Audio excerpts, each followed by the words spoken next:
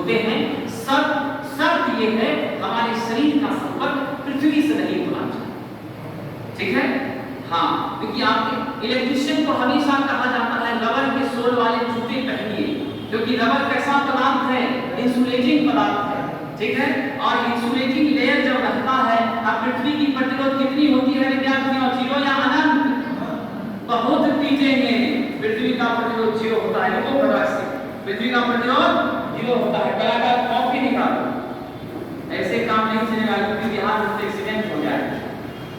अब देखें, पृथ्वी का प्रतिरोध 0 होता है, पृथ्वी की धारिता अनंत होती है। पृथ्वी का प्रतिरोध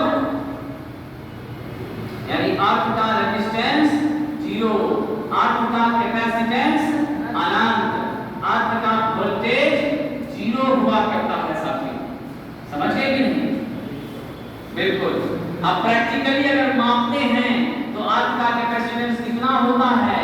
कैपेसिटेंस जो अर्थ की है विद्यार्थी जी क्या हो जाता है? 711 माइक्रोफैराड। कितना?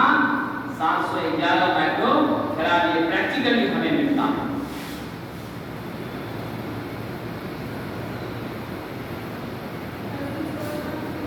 हाँ, शुष्क अवस्था में मनुष्य के शरीर का त्वचा सहित प्रतिरोध 700 से 1000, ठीक है। ड्राई स्टेटस में हमारा रेजिस्टेंस नहीं, वेट में है 1000।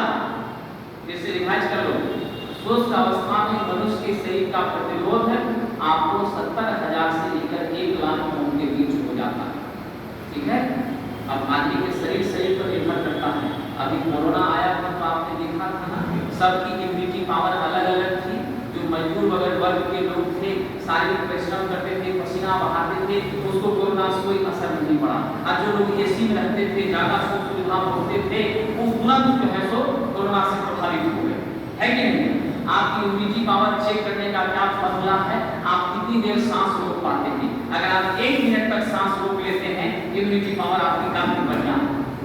अगर 10 से 15 सेकंड आपका गड़बड़ाने लगता है तो मतलब समझ लीजिए कि इम्यूनिटी पावर आपका काफी कमजोर है, आपको और ज्यादा मेहनत करने की जरूरत है, शारीरिक सामर्थ्य करने की जरूरत है, भोजन वगैरह ठीक करने की जरूरत, समझिए ये मामला बिल्कुल।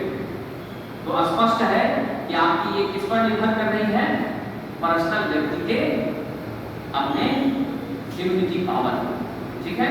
तो शुष्क अवस्था में शरीर का प्रतिरोध 70,000 से 1 लाख ओम तक हो जाता है।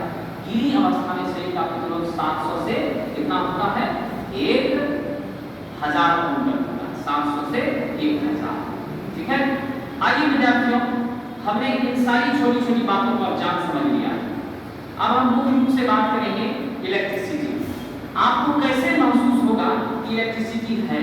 जब इस पंखे से तार को आप उस हमारे सॉकेट तक जोड़ेंगे और वहां स्विच ऑन करेंगे, वहां से करंट उस तार के माध्यम से इस पंखे तक पहुंचेगी और पंखा चलने लग जाएगा, आप समझ जाएंगे करंट है। दैट मींस कुछ न कुछ चीजें हैं जो वहां से उस तार के माध्यम से इस पंखे तक आई है और आने के बाद उसको ऊर्जा प्रदान की है और तब ये चलना शुरू हुआ। यानी क्या यहाँ से हमारा खा सकती है? आप सभी लोगों ने अपने जीवन में केमिस्ट्री पढ़ा है। परमाणु के 3 मौलिक कण हैं, एक इलेक्ट्रॉन है, दूसरा प्रोटॉन है और तीसरा न्यूट्रॉन है। साथियों, आप सबको मालूम है प्रोटॉन और न्यूट्रॉन ये दोनों कहाँ रहता है? न्यूक्लियस में रहता है। प्रोटॉन का मतलब आपका धन आवेश यानी पैसे हैं उसके पास, सेठ है यानी उद्योगपति है, चिंता की बात है। जो आपका न्यूट्रॉन है मास है, द्रव्यमान है, उसके पास पैसा नहीं है, जनता का समर्थन है, जनता का समर्थन, उद्योगपति का पैसा, ये दोनों जब मिलता है तो सत्ता के केंद्र पर लोग बैठ जाते हैं। तो सत्ता में काबिज कौन है? न्यूक्लियस में कौन बैठा है? आपका प्रोटॉन और न्यूट्रॉन। उसको कोई जरूरत नहीं है, उसको रोजगार की तलाश नहीं, कोचिंग ट्यूशन नहीं करेगा। दिक्कत किसको है साहब? इलेक्ट्रॉन। निगेटिवली चार्ज होता है, कर्ज में डूबा होता है, कैसे जिंदगी गुजारेगा कुछ पता नहीं होता है, स्टेबल होना चाहता है, एक फिक्स अमाउंट चाहता है मिले या नहीं तो किसी तरह से बॉन्डिंग करके, चाहे कोवैलेंट बॉन्डिंग हो, चाहे आपकी क्या हो इलेक्ट्रोवायलेंट बॉन्डिंग हो, सहसंयोजक बंधन, ठीक है, या आयनिक बंधन, इन सभी के माध्यम से वो चाहता है कि आज इलेक्ट्रॉन हमारे ही ग्रुप में हो जाए, हम भी कम से कम सेटल हो जाए। आपको यहाँ पर मैक्सिमम मिल जाए, एक निर्धारित वेतन मान लंबे समय तक 65 वर्ष तक मिले, जिससे आपका जीवन स्टेबल हो जाए, इसी के लिए आप आए। अगर आज आपकी सैलरी 50,000 रुपये प्रति महीने है और घर में बैठिए घूमिए फिरिए मिलता रहेगा, आप कोचिंग आइए, आप कलम चलाइए, क्या जरूरत है? आप भोजन भी अपने से नहीं कीजिएगा, स्टाफ रख लीजिएगा, वो खिलाएगा, क्या चिंता है? तो आप सुख सुविधा चाहते हैं, इसीलिए यहाँ पर आए। जीवन बनाना तो स्पष्ट सी बात है साथियों, क्या चलकर आएगी, जिसको दिक्कत होगा वही जाएगा, वैसे ट्रांसफॉर्मर तो नहीं जाएगा, कैसा ट्रांसफॉर्मर? मतलब स्पष्ट है कि इलेक्ट्रॉन जो कैसा पार्टिकल है, नेगेटिवली चार्ज पार्टिकल है, वो स्टेबल होना चाहता है, और जैसे ही वहां पर स्विच ऑन करते हैं ईएमएफ प्राप्त होती है, इलेक्ट्रोमोटिव फोर्स, और इलेक्ट्रोमोटिव फोर्स में वो ताकत होती है, वो इलेक्ट्रॉन का प्रवाह किसी चालक तार से बड़ी आसानी से करा देता है, और जब इलेक्ट्रॉन का सतत प्रवाह हो जाता है, कंटीन्यूअस इलेक्ट्रॉन प्रवाहित होती है और आपके टर्मिनल तक पहुंचती है, फिर आपका कॉइल एक्साइटेड होता है और तब जाकर के हमारा पंखा चलता है। और इस पंखे में कौन सी मोटर होती है विद्यार्थी? सिंगल फेज इंडक्शन मोटर होती है। आप लिख लीजिए, सीलिंग फैन में साथियों, सीलिंग फैन में single phase permanent capacitor induction motor होती है, जो कि सिंगल फेज से सप्लाई कर सकती है। परमानेंट कैपेसिटर क्यों कर रहे हैं विद्यार्थी, आप बताइए।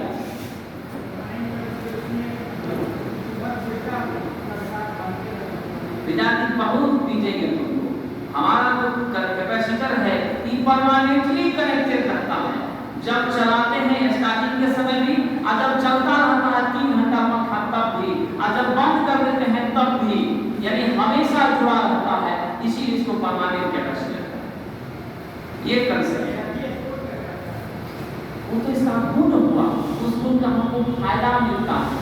क्या फायदा मिलता है कि हमारी टॉर्क बढ़ जाती है, करंट लीड कर जाती है, स्टार्टिंग करंट और मेन करंट के बीच में एंगल बनता है, कितने का? 90 डिग्री का बनाने का प्रयास करते हैं। इसका जो टॉर्क होता है वो समानुपाती होता है किसके? साइन अल्फा के। साइन अल्फा का मान कब मैक्सिमम होगा?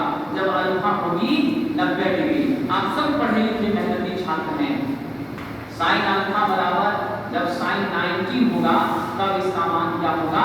1 होगा। हम क्या चाहते हैं? टॉर्क मैक्सिमम मिले, और मैक्सिमम टॉर्क होने के लिए एंगल कितना होना चाहिए? 90 डिग्री का होना चाहिए। तो हम मेन करंट और ऑक्सिलरी करंट, स्टार्टिंग करंट दोनों के बीच में 90 का फेज एंगल बनाने के लिए किसका यूज करते हैं? कैपेसिटर का यूज करते हैं। कैपेसिटर खोल लेना और स्विच देना, पंखा नहीं चलेगा। क्यों? क्योंकि इसको अपनी स्टार्टिंग टॉर्क नहीं होती है, ये सेल्फ स्टार्टिंग